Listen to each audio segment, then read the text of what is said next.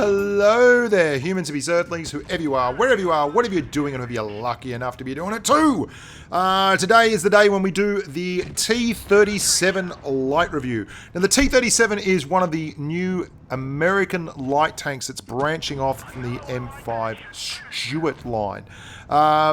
And that's a line that was released a few patches ago that really hasn't set the world on fire, starting off with the M2 Light and going all the way through to the 57 Heavy. And it's a line that goes from light, medium, medium, heavy tank, and it's disjointed and it's a bit ugly and it's a bit nasty.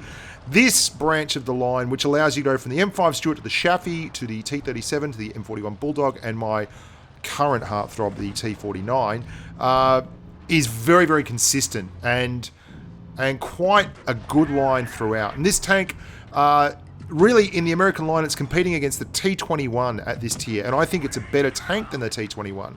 But I might be a little bit biased because it does, to me, look a lot like one of my favourite tanks, the M46 Patton. Now, not as much as the M41 Bulldog looks like the M46 Patton, but it has a striking resemblance, and it looks good. I prefer it to the T21. I've never really been a big fan of the T21's work. It's a very, very soft tank. If you make any mistakes, you'll be punished. You'll see here, I will get whittled away. Oh, really quick. That hurt. Oh, that hurt a lot. Oh, that all hurt a whole lot.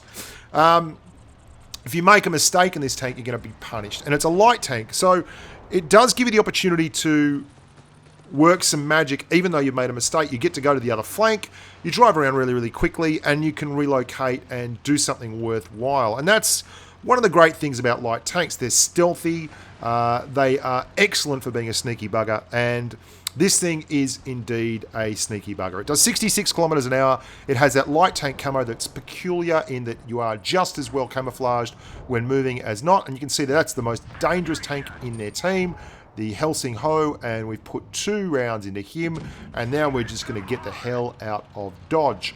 Now, I don't think it's particularly good off the mark acceleration-wise, and for that reason, I run the acceleration mod. I mean, it's good enough, don't get me wrong. It's a light tank, and it moves pretty good. It moves better than most mediums. It's not, by any stretch of the imagination, of VK2801. But it's still pretty bloody good. And you're going to see here, we're on the flank at Port Bay, and we're going to bust on out, and we're going to get to the right. And we're going to get there first, and we're going to get there pretty quickly.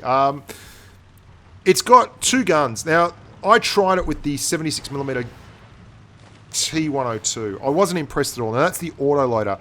There's a 2.5 second gap between shells, and it's just too long. It needs to be 2 seconds. I hate these tanks that are autoloaders that are going along doing the 2.5 to 3 second gaps, even more, 3.3 in the case of some poor tanks, and it's too long, that distance. Plus, your penetration numbers are abysmal, and with the changes to premium ammunition not really doing the damage anymore. I mean, your premium ammo on this does 135, which is like a love tap, really.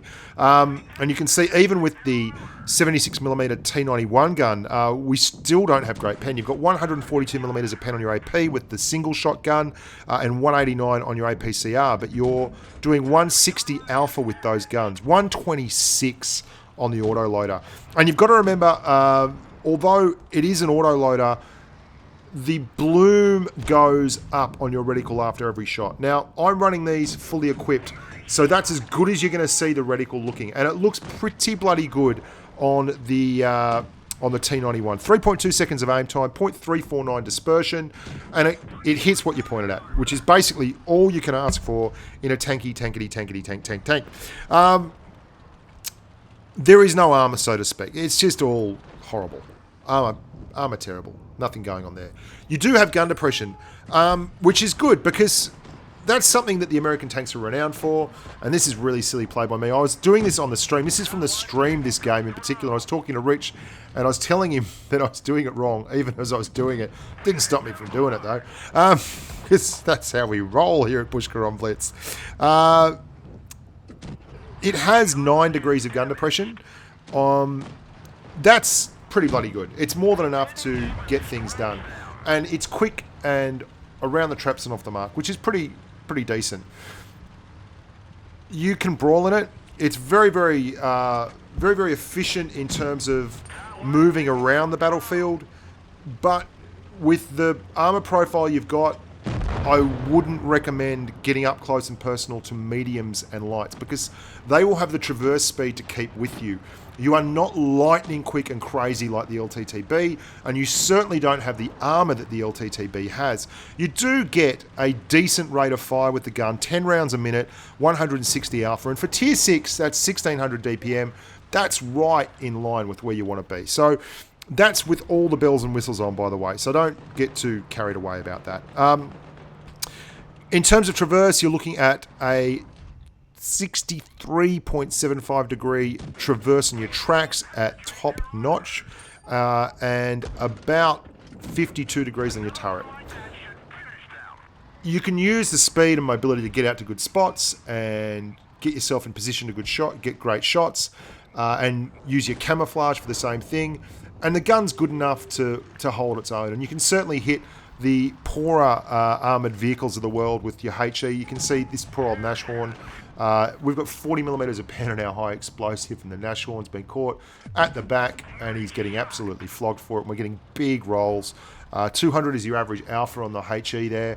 And we've got here really quickly, and I pushed up very quickly because I saw their team, and I looked at their force disposition, and I didn't meet anyone coming around the other flank, so I was like, happy days, I'm just going to roll here and do the business. Actually, we did meet someone, we already killed him.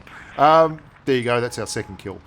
The poor old Nashorn, I feel so bad. The Nashorn's one of the tanks that's got absolutely screwed over in patch 3.8. I'm a big fan of the drop of binoculars. I just think it makes the battlefield looser. It's lifted things up, and the synergy between camo net and binoculars really narrowed down the size of the battlefield. But tanks like the Nashorn relied on that to live. So while it's been great for the majority of the player base, the binocular lack of has not been so good. Now, this is going to miss a few shots here, and it's not really the fault of the tank. It's just RNG. You know, it was pretty reliable for me throughout. It was really just not aiming in and not paying attention. And one of the things is, you know, it's nice. I just like, I've got a real feel about driving around and shooting without zooming in because it looks so much cooler to me. That's important, that you look cool, isn't it? I mean, that's where it's really at. You got to look cool. And you're going to see this ARL-44 over there. We're not going to use the scope. We're just going to drive around and no-scope him. That's cool. But look at it move. It moves very sinuously. It gets across the ground. It's quick. It's aggressive. It's pretty good at firing on the move. And it's certainly clambering along at 60 kilometers an hour there, which is more than enough. But it is fragile. It is ever so fragile. This is Revenge of the Nashorn, this one. I thought I'd put this one in just for all you Nashorn aficionados out there who wanted to see what it was like from the other side of the ledger. We're trying to bomb him with the HE. There's an IS. Nice shot here from the gun too. The gun handles, you can't complain about the gun. 0.349 dispersion once you run all the stuff. I run the calibrated shells to increase the penetration. Those penetration values I gave you earlier were with calibrated shells as well. So, nice tank, good penetration values, lovely bit of HE again into the side of the Nashorn. I run the calibrated shells, I run the enhanced gun laying drive, I run the vertical stabilizer, and these are all on the contributor account. Obviously, I don't run these on my own account because I just don't have enough spare parts. But then in the vitality key, I'm on the left-hand side of the ledger with protected modules. I go enhanced armor. This is a great furor about this one, enhanced armor or hit points. The hit points just are not enough for me. The chance of this tank getting a shot from a tank with full HE and actually bouncing it is for me worth more than the actual, and I was hoping for a high roll there, that's why I came out. I figured I could one-shot him because I needed to kill him and then the IS and then the others over the other side. Long story short. You can run the armor, you can run the hit points. It's completely up to you. There's every chance that one day you will have 60 hit points left in a game and it will be because of that skill. There's also every chance that one day a KV2 is going to fire at you as you angle away and you will block a shot that would otherwise have done 960 damage and save your skin. Both these things are valid. There is no zero sum in the equation. For me, I prefer the guaranteed extra 5% armor that's really going to get me through the day, but that's no arguments here. I was talking to Mac the Knife. He's a great believer in the hit points.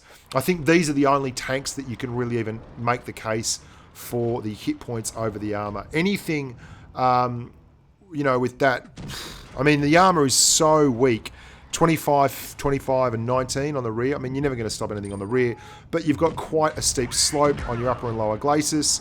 There is a chance that you can stop a couple of shells that were HE shells, and that's important to me, because they're the tank killers for lights. They're the ones that just obliterate all your hit points. But if you go with hit points, completely valid. The other thing that I do run on the tank is the 7% to engine horsepower to reaching top speed. That's really important.